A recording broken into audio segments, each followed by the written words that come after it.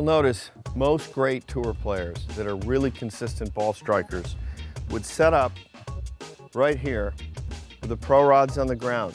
They'd also take a golf club or a pro rod and they'd put it on the ground right at the ball of the foot. From here, notice this is also parallel to these two that are sitting on the ground.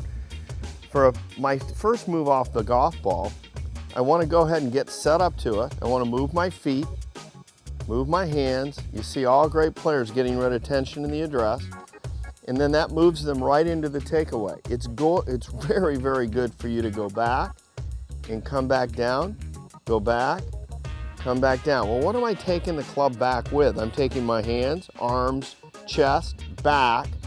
I'm allowing the club to move along the line, and then I allow it to gradually open up into a parallel, which we would call parallel. If you want to call it position, I call it more of a motion into this direction. Notice that I see a lot of players that go back in here. That's way too far behind me and to the inside. That's going to cause me to lift, come over the top.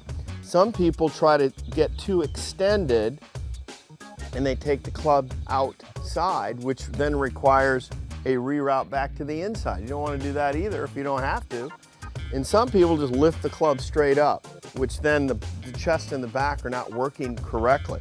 So use these and try to feel like your lower body is stable, hands, arms, chest, working back. Do this so many times in your workstation at home, developing the proper move off the golf ball. Palmer said it, a lot of great ball strikers have said it.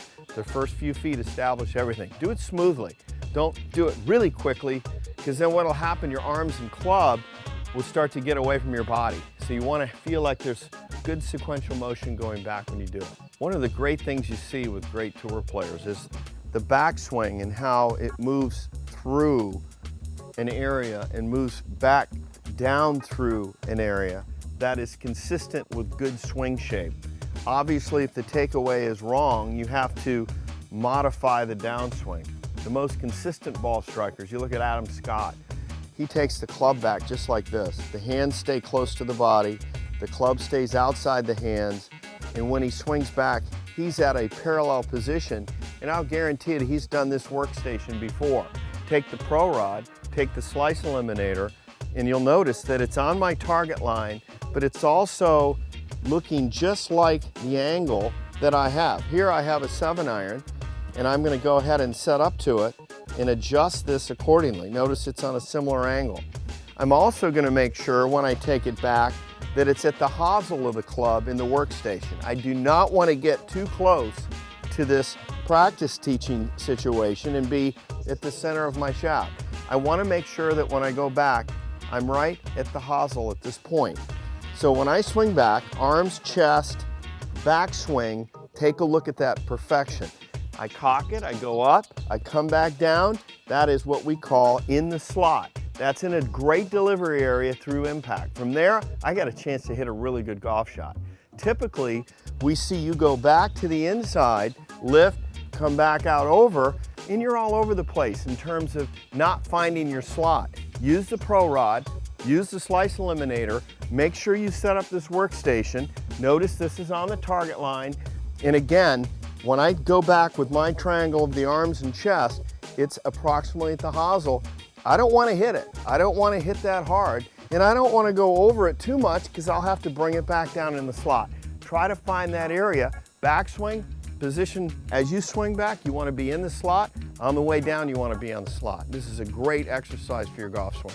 You know, one of the keys in the takeaway is to make sure that the lower body, especially the rear leg, does not get wobbly this way. Notice that I've put the Slice Eliminator as a body motion device, and I've just put it vertically up, and I've set up to it with it almost feeling like it's my right leg. It's just touching the outside of my, just below the knee, and it's touching up here.